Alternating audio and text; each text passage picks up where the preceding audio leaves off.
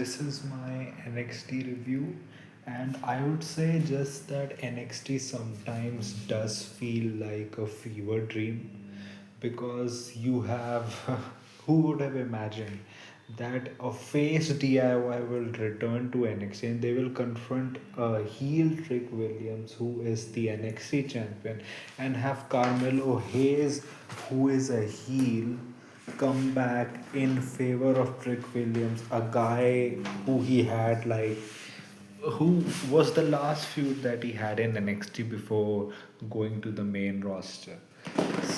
I know why this is done because you're having NXT back in full sale for like 2 weeks. So that's a homecoming episode. It's just that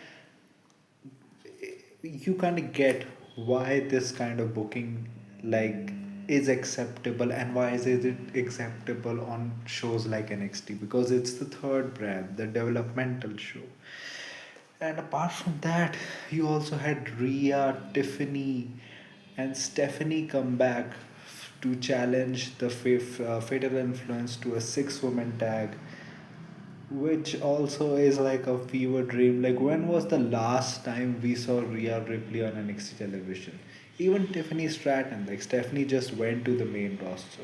You also have tag team number one contenders for the women's tag team championship set, which was Izzy Dame and Tatum Paxley won. It was a triple threat tag match with Zaruka, where Sol Ruka accidentally snatched Zarya's soul, and you had, you know, mishap between, Fatal Influence.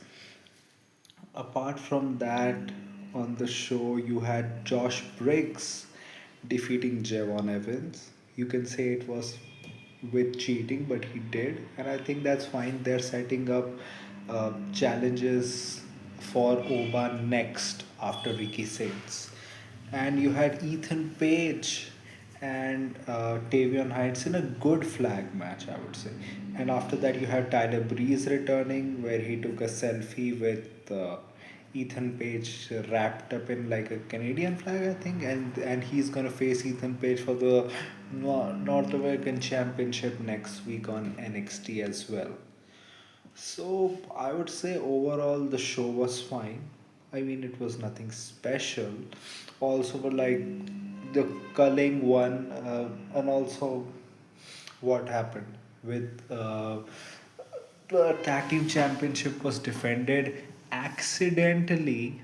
Dark State called said Joe Henry's name. He came, but Joe Henry's interference in the match actually cost Hank and Tang the match, and Dark State retained their titles. I think overall this was kind of like a fever dream of a show. I don't think you can really say anything apart from that. I would probably say next week is kind of like a celebration of NXT's present with the past. Also, this crowd didn't really deserve Tyler Breeze's return. They were like so silent, but they were so loud for Beat, for Stephanie, Beat, for Tiffy Time, and especially for Rhea Ripley. They were.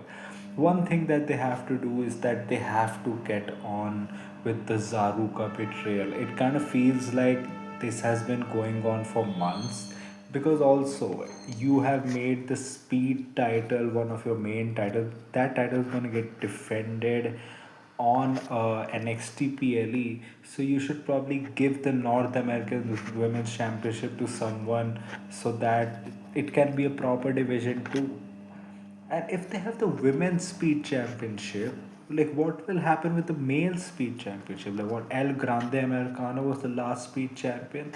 And from what I heard, like all the speed championships are going to come on NXT. If that is the case, then is our El Grande Americano going to NXT? Have Zarya betray Sol Ruka after maybe she defends the speed championship and have her win the NXT North American Women's Championship and move on with the stuff. Like, I think that's enough. And I also think because this mellow and trick story is just, you cannot just have them reunite and have them like buddy buddy. I think Carmelo is probably going to walk out on Trick Williams next week in between the match, and probably whoever pins Trick Williams, I think probably at the NXT PLE is going to face Trick Williams for the TNA Championship. I think that's what's going to happen. I think I would give this show, I don't know what rating, it was a good show. What did you think about the show? What do you think about my review? Tell me in the comment section. If you like this type of content, like this video, share and subscribe. If you don't, then share it with those who do. My social media accounts, which are my Twitter/X account and my Instagram account, links are in the description, so go follow me on that. My UPI ID link, which is shabba@okicici, is also in the description, so go donate any amount of money which you can, which can help me make YouTube a permanent career option. So that was it for me for today. So thank you, goodbye, alvida.